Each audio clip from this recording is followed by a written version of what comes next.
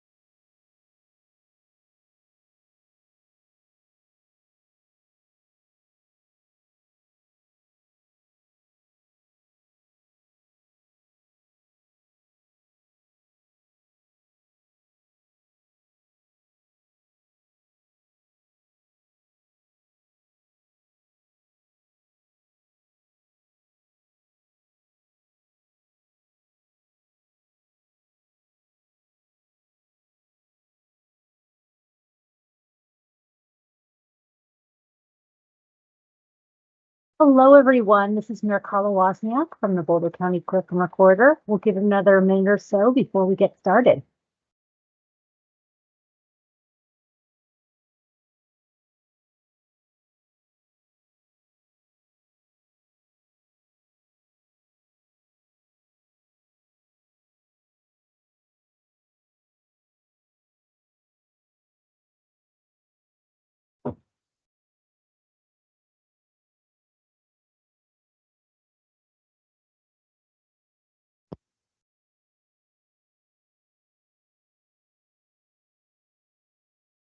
Okay, let's go ahead and get started. I'm going to be running the slides for our clerk, Molly Fitzpatrick. If you, during the presentation, thank you for those that sent in questions or just general information about what they wanted to learn. Hopefully we'll cover all of that. If you do have questions during the presentation, go ahead and drop your questions into the Q&A functionality in the webinar. And if it makes sense, I'll either interrupt the presentation, try to have Molly cover that question during the presentation, or we'll go ahead and hold that question for the end. Thank you so much, and we'll go ahead and get started. Molly, do you want to introduce yourself? Sure. Hi, everyone. Thanks so much for joining. I'm Molly Fitzpatrick. I'm the Boulder County Clerk and Recorder. And Markala, I assume you can hear me just to make sure. Yes, correct. Okay, great. So yes, again, thanks everyone for joining us during your lunch break. We wanted to take the opportunity just to ensure that you heard from us what's what with this election and the rest of the year. So I will go ahead and take myself off camera and we will go through the presentation.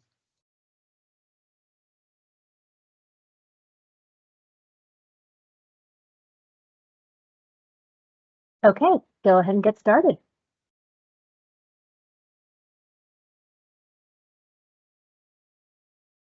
Okay, a little bit about Boulder County voters. So in Boulder County, we have 225,000 active registered voters. As you can see, in 2014, we had 184,000, almost 185,000. So we have seen tremendous growth in Boulder County, which mirrors the growth that we've seen in the state. And that actually trends with our political party affiliations as well. Surprisingly to some, the majority of voters in Boulder County are unaffiliated at 48%. And then we have Democratic voters at 39%, and then registered Republicans at 11%. So some folks like to see this, party breakdown at a county level. And so we have this, we wanted to provide this information to you today, and then we also have this on our website as well. And the next couple of slides will also go through some different data points as well. Okay, about Boulder County voters again. So active voters by city.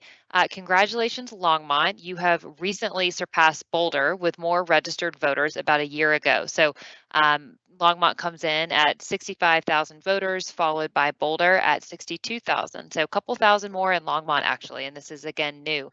So Longmont has new bragging rights. And then you can see the rest of the registered voter counts by city on this slide. And again, this is on our website under maps and data if you're interested in learning more about the demographic information for Boulder County voters. Okay, voter turnout. We get a lot of questions about, what is our turnout going to look like for this election? Well, we typically compare like elections to like elections. And so we have all the different elections on here going back from 2013. And that's when we moved to our current election model where every active registered voter gets a ballot in the mail.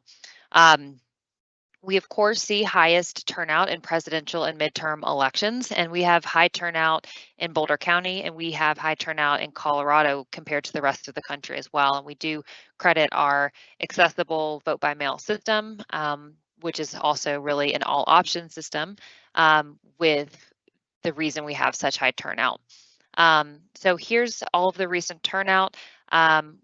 Again, we do typically see some smaller, lower turnout in coordinated elections and also in primary elections. So in 2022, our June statewide primary was 36.5%. And for the 2024 presidential primary turnout, it was at 42, almost 43%. So we are hopeful to get those numbers up. These lower turnout elections typically have less attention on them, but there are still issues, or not issues, the content on the ballot and contested races. So please let folks know that you might not be hearing a lot about this election, but there are contests on the ballots.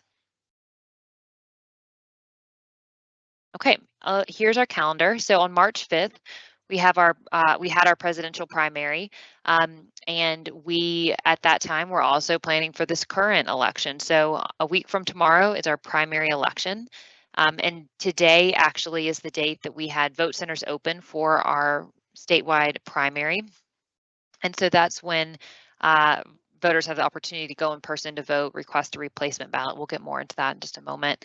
And then ballot processing tours actually kick up tomorrow, and we'll have them on the 8th. So tomorrow, the 21st and the 24th, and that's where you can actually come in person to see a lot of the things that I'll be describing in this webinar today.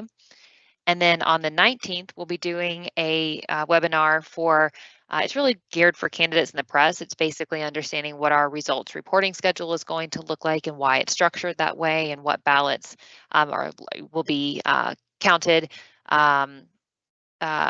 in the days after Election Day, such as military and overseas ballots, which have more time to get back to us. And then, of course, we have our primary election on June 25th. And then the big election is the general on November 5th.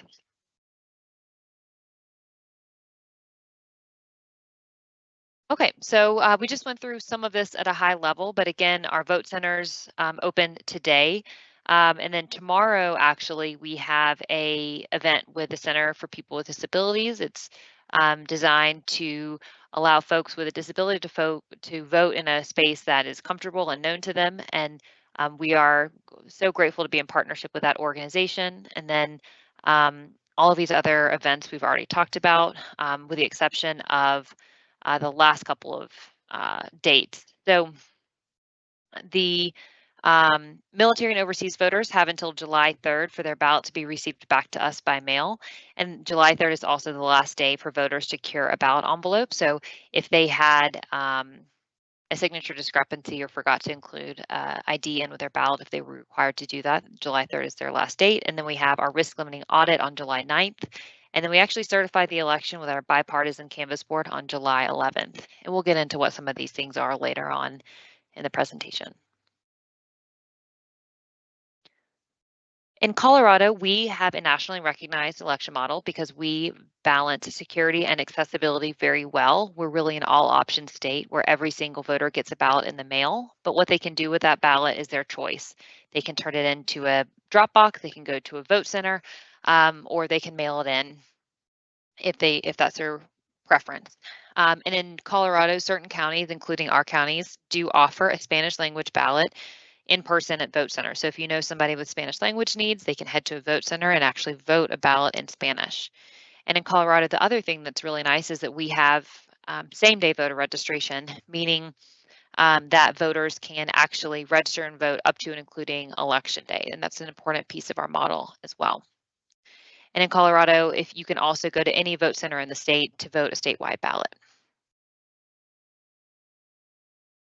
Again, here are the different ballot return options. You can go to a 24-hour ballot drop box. You can drop off your ballot or vote in person at a vote center. We also have drive-by drop-off locations. Some folks actually like handing their ballot to a person. We do have drive-by drop-off locations as well. or by mail, or you can go vote in person. And one thing we'd like to highlight is that we love early voters, but more than that, we love when people vote. So if you're really excited to vote on election day, please vote on election day. But if you know how you want to vote, we respectfully request that you go ahead and turn your ballot in now, because it gives our elections team more time to process ballots over a longer period of time, and we can get a more complete set of results out on election night. Okay, mail ballot processing.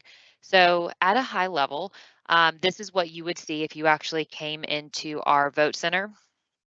Excuse me, our ballot processing center for a tour. So again, please come tomorrow if you're able to. But at a high level, our ballot processing center has two levels. The first level is where the ballot remains in the envelope. And this is where we verify your identity via the signature verification process. And we have a ballot sorter machine that actually captures an image of every signature on those ballot envelopes. And that's where a bipartisan teams of election judges will actually look at that signature and compare it to previous signatures that we have on file for voters. And once that signature has been, once the judge has determined that it's a match, that envelope will go upstairs to our second floor for extraction. So that's when the ballot will be removed from its envelope, which we'll talk about in the next slide. And if for some reason a voter signature is not immediately confirmed, that ballot will stay in its envelope downstairs on the first floor until this voter has responded to us via a cure letter, letting us know that was me. So essentially, our bipartisan teams of judges are looking at signatures, trying to make a match. And if they're unable to make a match, that voter will be sent a temporary, it will be rejected, and we'll send them a letter saying, we weren't able to confirm your identity. Can you let us know that this was you? And the voter sends us a letter back or a response back. And then once we get that, we move it upstairs for processing. Okay, on the second floor of our ballot processing center is where the ballot is removed from its envelope. And again, please come to our tour. You can see this in action, but we will have on the right-hand side of the screen, top right-hand, you'll see it. This is our extraction machine. So this is where the ballot envelopes are run through this machine, and the envelope is, this machine makes a cut at the top of the envelope, suctions out and then we have a worker who removes the ballot from its envelope, and it's moving at a very rapid pace with all, and this is where and how your identity is kept secret from how you vote. And so once the ballots are removed from its envelope, we have teams who actually go and flatten and inspect the ballots in preparation for scanning. And so once they've been flattened and inspected, they actually get scanned. And this is what you can see in the bottom right-hand screen on the screen. Once the ballots are scanned, and we are allowed to process and start scanning ballots earlier in Colorado. Some states, they've passed laws since 2020 that, don't allow you to scan earlier. And there's no reason for that because, we do not run any sort of report until election night. So on election night, we'll start generating those reports for the public, and that's what we will publish to our election night results website. Okay, drop boxes and signature verification. So we know that there are a lot of questions, there are a lot of concerns around drop boxes and ballot harvesting, and so we just wanted to address this head on. So again, signature verification is where identity is confirmed. We have election judges who look at every single signature on mail ballot envelopes. Those signatures are compared to previous signatures that we have on file for voters. And so we have training for them using Secretary of State guidelines. And on top of that, we've had our training reviewed by law enforcement. And those judges are trained to look for very specific traits in signatures, including slants, where someone might consistently rest their pen when they're signing their signatures, those types of things, and things that may not be obvious to you. A lot of folks say, oh, I sign my signature different every time.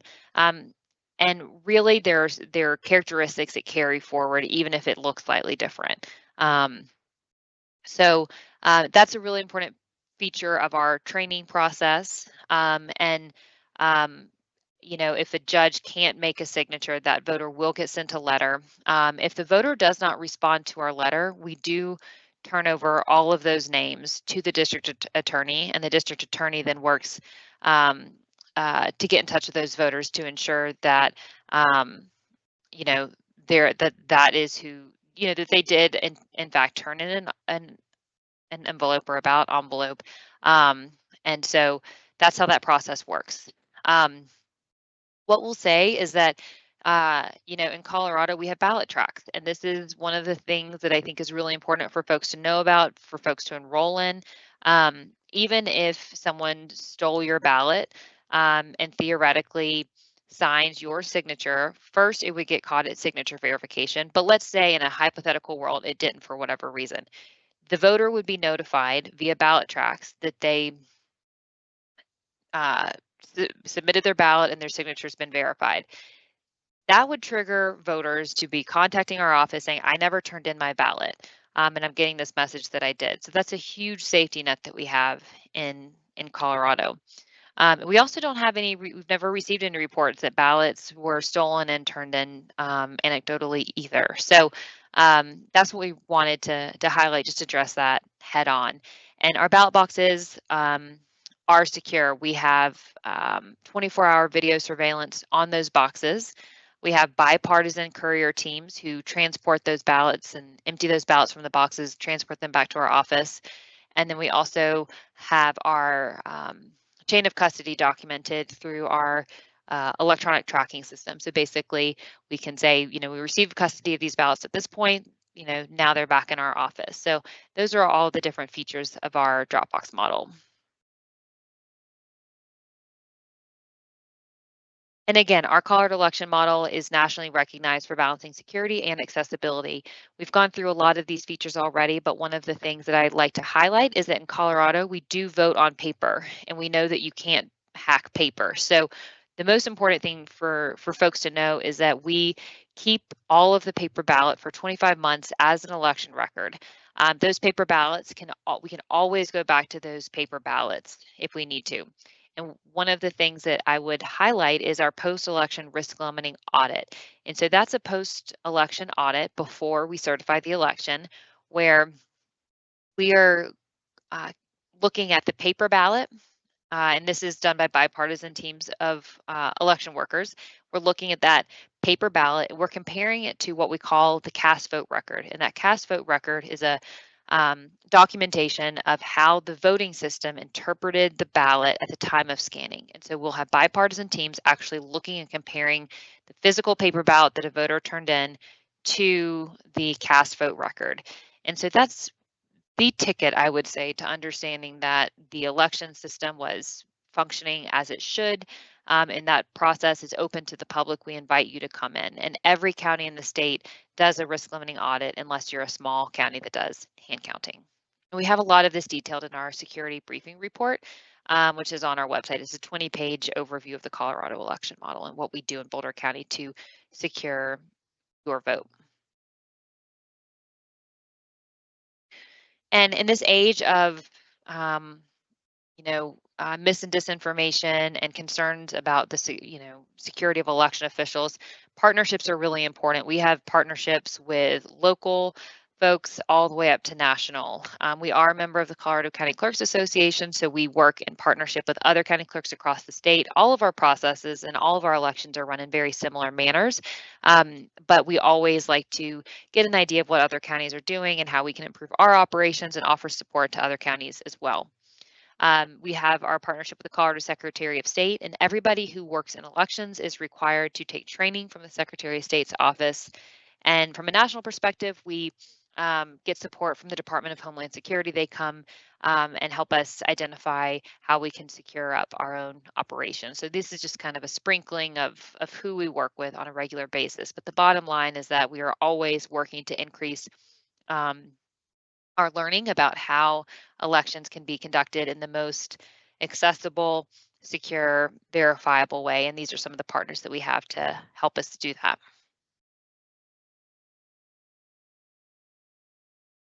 We also have a very strong cyber and physical security program in Boulder County. We have really worked on cybersecurity since before cybersecurity was even a hot topic in the national discourse. So we have all of our data and access points mapped, and so what that means is we know where all of our data resides, where you could get into certain areas, and we lock it down as much as possible to ensure that only people who need those area to get into those areas or need access to the data have so. So we are always looking at credentials.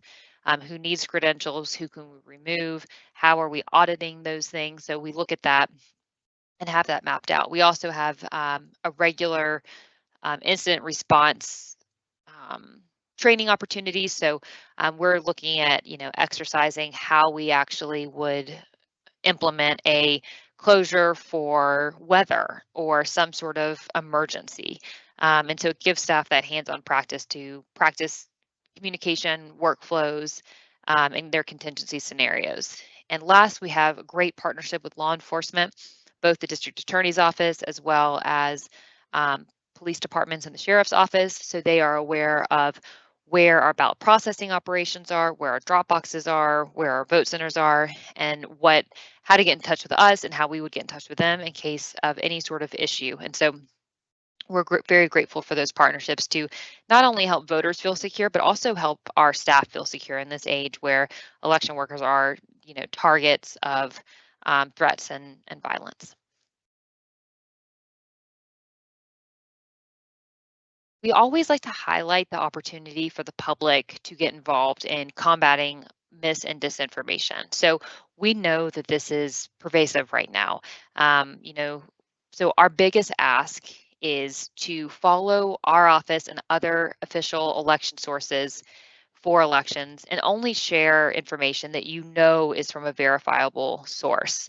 Um, we are working to double down on our transparency opportunities. So we do more public education, public webinars, public ballot processing tours than we ever have before because we want folks to come into the office and see for themselves, especially those that have concerns or might have heard something that they don't know is true or not. So we are trying as hard as we can to shed as much transparency on our operations as possible and to make sure that our content is out there as much as possible. We're trying to do this in Spanish as well. We have a lot of this information and content in Spanish, and we also propped up a hotline. So if you see something and you're not sure if it's true or if you have a concern, you're always welcome to email it to our election alert hotline and we can escalate it. In 2020, this was something that we created just because of all the potential mis and disinformation, and we escalated nearly, I think, 10 things to law enforcement for review. Additional work, what else do we do? So we are an active participant with the Colorado County Clerks Association at the legislature. So we have a section on our website that talks about the different bills that we've worked on and why we've worked on them. And we work on bills that enhance accessibility, enhance security, and in alignment with our clerk and recorder values. And so we're very active in on those bills. I personally have been the elections legislative co-chair for the Colorado County Clerks Association for several years, and I am now the president of the Colorado County Clerks Association, so I'm very involved in the legislative session. Security exercises, again, we are regularly exercising tabletop scenarios, including vote center tabletops and ballot processing tabletops, and we've done walkthroughs with the Department of Homeland Security. And last, one thing we want to highlight is that every year we produce a Public Accountability and Services Report. And this isn't just elections, this is what we've done in all divisions, including motor vehicle and recording, to execute on our multi-year goals. And so again, every year we do this, and you can find it at that link below and on our website. That's all I have. So here are some last links that you're welcome to use. GoVoteColorado.gov is where you can go to check your voter registration or update your voter registration if you've moved. We always ask that you include an email address. We do send a couple of emails around election time, and they are always very helpful, we found, is what the public has said. So please add your email address. And again, here are the dates for the public ballot processing tours, and here's all of our social media accounts. So I will use that to wrap it up and welcome any questions that folks have. Okay, thanks. So if you do have a question, go ahead and drop it in the chat. We'll give it about 30 to 60 seconds. Right now, we don't have any questions. Molly?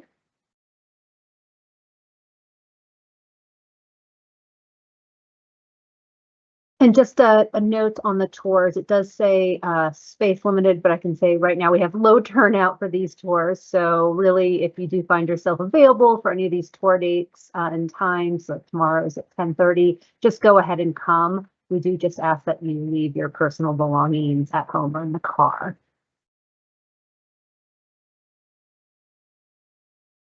Okay, so no questions have come through, so we'll just go ahead and wrap it up, and I'll be posting this to our YouTube channel. Thank Thank you. you.